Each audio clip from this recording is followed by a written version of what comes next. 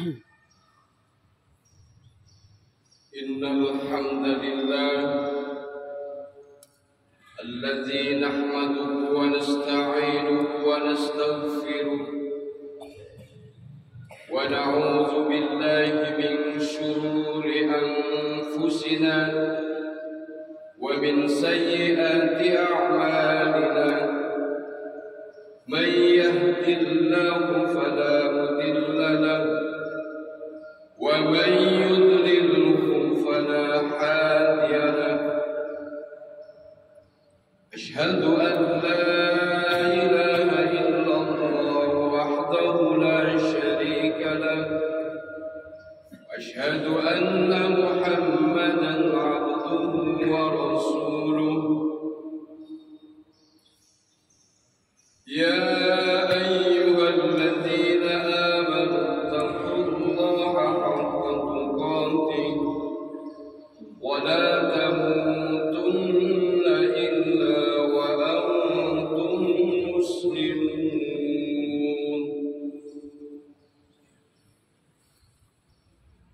Sidang Jumat rahimakumullah,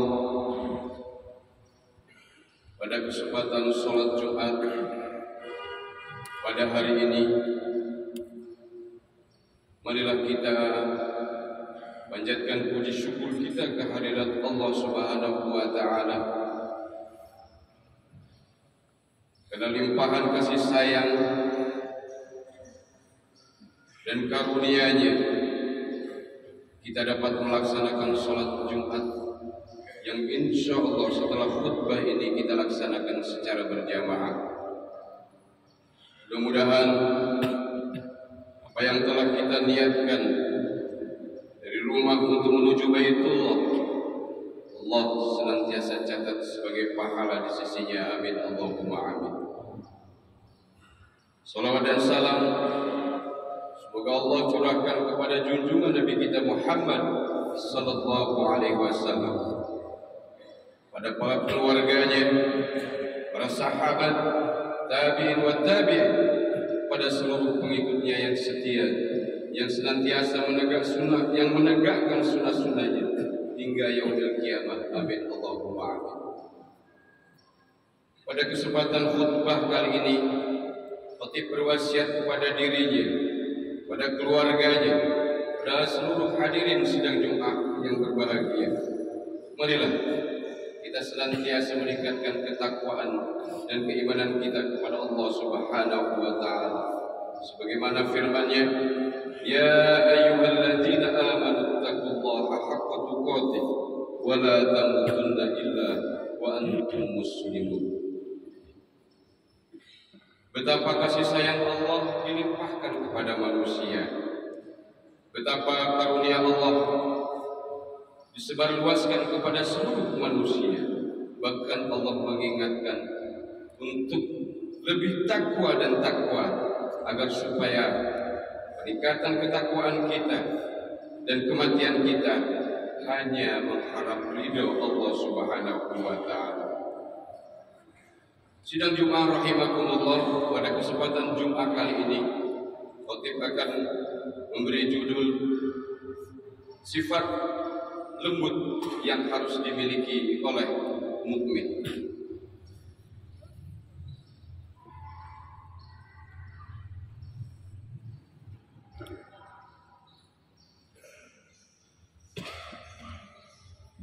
Dasar takwa adalah sebaik-baik bekal kehadiran kehidupan. Takwa dapat mengandung pertolongan dan kemudahan jika penduduk suatu negeri beriman dan bertakwa. Niscaya Allah akan menurunkan keberkahan pada mereka. Tetapi jika penduduknya ingkar dan maksiat, maka musibahlah yang akan diterima oleh kita semua. Nauzubillahi min dzalik. Untuk mengukur peningkatan iman dan takwa, hal ini bisa dilihat dari seberapa sering kita menjalankan perintah-perintah Allah dan menjalankan larangan-larangan Allah. Mari kita jujur kepada diri sendiri, mengevaluasi ibadah kita, mengevaluasi diri kita. Apakah kita selalu menunaikan ibadah? Apakah selalu mendekatkan diri kepada Allah? Ataukah kita menjauh kepada Allah Subhanahu wa ta'ala? Ukuran evaluasi ini diri kita yang dapat mengukurnya masing-masing pribadi. Jika kita rasakan ada perubahan yang lebih baik, maka pertahankanlah dan terus tingkatkan agar semakin mendekati ketakwaan yang sesungguhnya. Namun jika menurun, maka hendaknya kita segera bertaubat dan memperbaiki diri, meningkatkan kualitas dan kuantitas ibadah kita. Semoga kita menemui ajal dalam keadaan husnul khotimah. Amin Allahumma amin. Sidang Jumat rahimakumullah. Pada kesempatan khutbah Jumat ini, mari kita renungkan firman Allah Subhanahu wa taala dalam surat Al-Imran ayat 159. Allah berfirman, "Wa bima rahmatin minallahi lintalahu walau kunta fazzan ghalidhal qalbi li'anfaddu min hawlik fa'fu anhum wastaghfir lahum wasyawirhum fil amr wa idza 'azamta fatawakkal 'ala Allah innallaha yuhibbul mutawakkilin." Maka disebabkan rahmat dari Allah lah kamu berlaku lemah lembut terhadap mereka. Sekiranya kamu bersikap keras lagi berhati kasar, tentulah mereka menjauhkan diri dari sekeliling mereka. Karena itu, maafkanlah mereka, mohonkanlah ampun bagi mereka, dan bermusyawarah dengan mereka dalam urusan ini. Kemudian apabila kamu telah membulatkan tekad, maka bertawakallah kepada Allah. Sesungguhnya Allah menyukai orang-orang yang bertawakal kepadanya. Ketika menjelaskan ayat di atas, Syekh Rasyid Ridho menyebutkan ada 3 hal sifat Nabi Muhammad SAW utama, yaitu yang pertama, kepekaan sosial yang tinggi terhadap umat.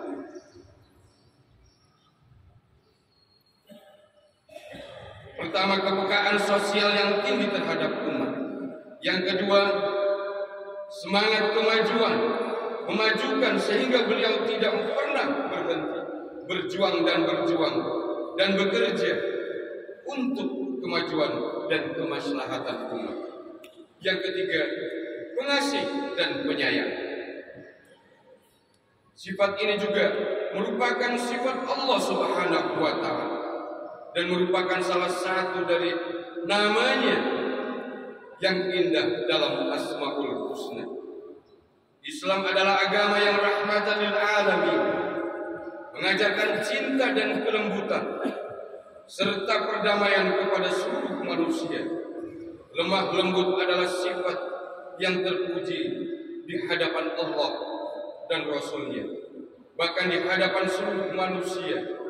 Fitrah manusia yang cenderung mencintai kelembutan merupakan wujud dari rasa kasih sayang. Dalam Asmaul Husna, Allah memiliki nama lain, Al-Latif, yang maha lemah lembut. Melalui sifatnya Allah mengajarkan kepada manusia untuk bersifat lemah lembut. Bahkan seluruh ibadah yang kita lakukan adalah untuk menuntun hati manusia agar bersikap lemah lembut kepada Allah, lemah lembut kepada sesama manusia, dan lemah lembut kepada seluruh makhluk Allah di permukaan bumi ini. Sebagaimana hadis Nabi Muhammad sallallahu alaihi wasallam yang berbunyi, Bismillahirrahmanirrahim, Ar-Rahimuna yarhamhumur Rahman, irhamu man fil ardi yarhamkum man fis sama. Orang-orang yang menyayangi orang lain, mereka disayangi oleh Allah yang maha penyayang.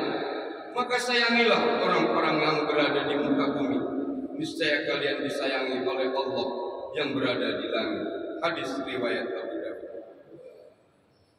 Masyiral muslimin yang dirahmati Allah, lemah lembut bukan berarti menandakan sebuah ketidakberdayaan. Kelembutan bukan pula menjadi ciri yang tidak istiqomah, yang tanpa haluan, bukan pula pertanda kekalahan, tetapi justru sebaliknya, lemah lembut mengandung banyak kekuatan, kepintaran, dan kedahsyatan dalam menaklukkan dan mengalahkan lawan atau musuh-musuh Allah. Seperti halnya air yang bersifat lembut, tapi bisa menjadi kuat bila dibutuhkan. Air bisa menjadi sumber kekuatan bila menjadi ombak, dapat menggerakkan turbin bila menjadi arus, dan mampu berubah menjadi energi yang memberi manfaat bagi kehidupan manusia. Air dapat menjadi media yang menyucikan, menghilangkan segala najis dan noda. Bagi para musafir, air yang sejuk dapat memberi kesegaran dan pelepas dahaga, mendatangkan kesejukan di tengah panas dan terik, dan memberi kesuburan bagi negeri yang kering, yang ketika sedang kemarau sedang melanda. Jemaah Jumat rahimakumullah, lalu bagaimanakah dengan sifat kelembutan yang dimiliki seseorang? Tentunya kelembutan itu akan menghasilkan kekuatan yang dahsyat, menembus relung-relung hati, menyejukkan jiwa-jiwa yang merana, menjadi obat bagi gersangnya jiwa yang mendambakan kedamaian. Jika dengan kelembutan seorang seniman bisa menghasilkan karya yang indah, maka sudah barang tentu dengan kelembutan lisan, tutur kata dan perilaku, para dai, para mubalik, para ustaz, dan para ikhwan seluruhnya untuk meluluhkan hati orang-orang yang didakwahi dan menggugah jiwa untuk menerima ajaran Islam yang mulia. Kelembutan akan memecahkan dan memancarkan aura positif pada wajah seseorang. Senyuman dan keramahan yang tulus akan memancarkan aura indah, sejuk dipandang mata, nyaman dan tentram di hati. Siapa saja yang melihat dan berkumpul dengannya akan selalu senang untuk berkumpul. Jalaluddin Rumi, seorang penyair sufi, dalam kitabnya Masnawi Maknawi menuturkan kata bijak, lembut mengubah yang kasar menjadi lembut, mengubah orang yang tidak istiqomah menjadi teguh pendirian. Dia beristiqomah, berpendirian, mengubah pengecut menjadi pemberani, mengubah penderita menjadi kebahagiaan, dan cinta membawa perubahan-perubahan, keceriaan yang selalu didatangkan baik siang maupun malam. Sidang Jumat rahimakumullah, menurut Al-Ghazali, tumbuhnya sifat lemah lembut dalam diri manusia dapat diawali dengan melatih diri, menahan amarah, bahkan termasuk orang-orang yang lemah lembut bila menghadapi masalah dengan kemarahan tanpa sebab yang dibenarkan menurut syariat.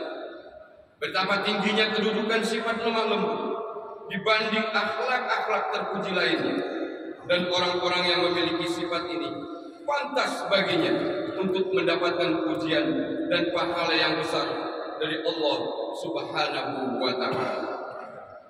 Islam ibarat mutiara, sedangkan kelembutan adalah bungkusannya. Ketika bungkusannya tak lagi indah, bahkan menjadi kotor dan bau, maka jangan pernah berharap manusia mau membuka dan menerimanya. Maka dalam berdakwah hendaknya memperhatikan akhlak yang mulia. Jemaah Jumat rahimakumullah, Islam masuk ke Nusantara dibawa oleh para saudagar dan ulama.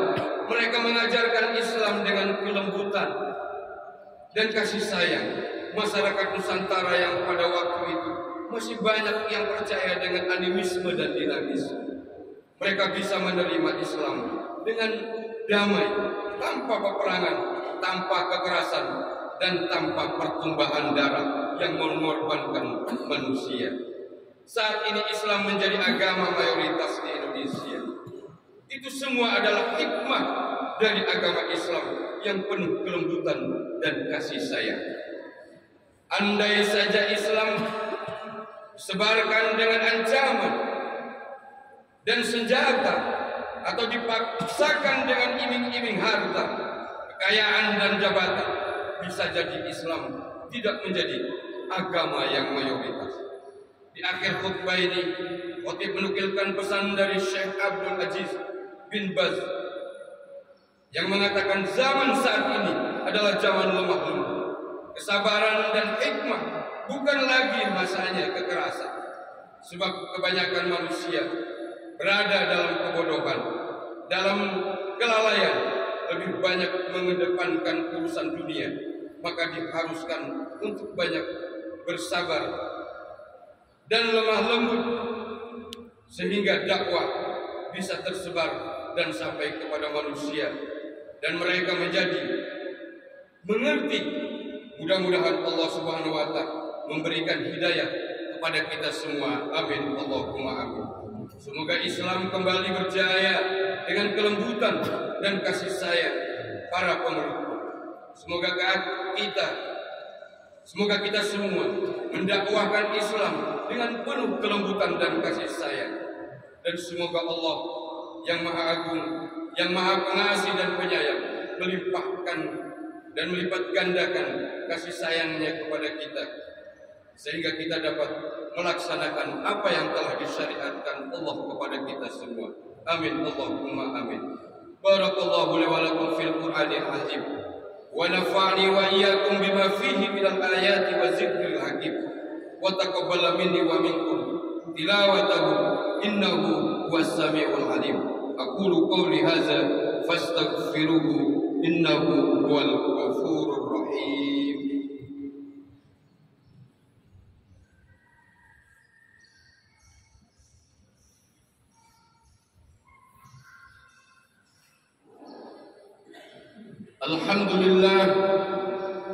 Alhamdulillahilladzi hadana lihada wa ma kunna nahtadiya laula an hadana Allah.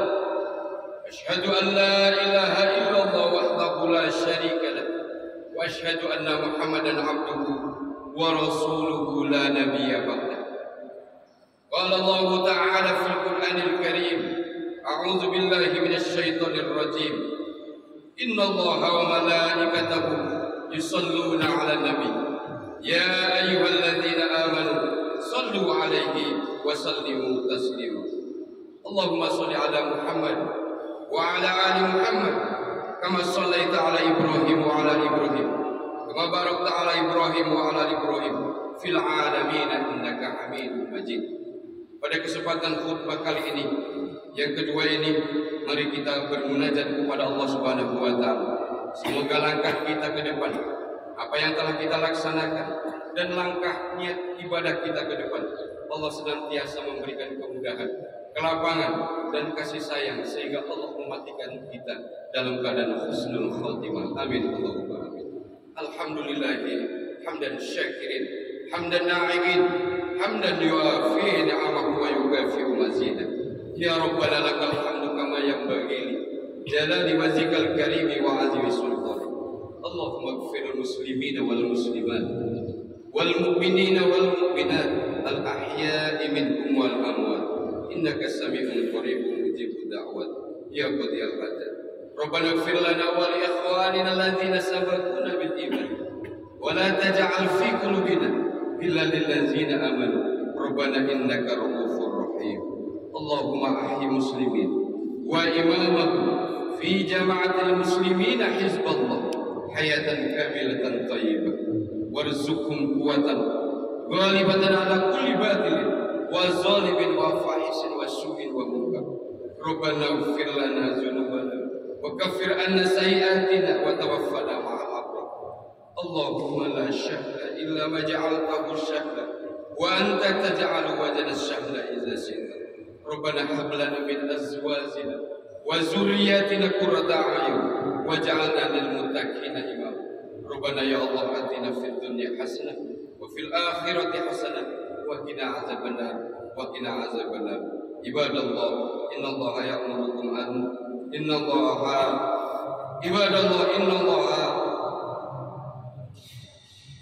Ibadallah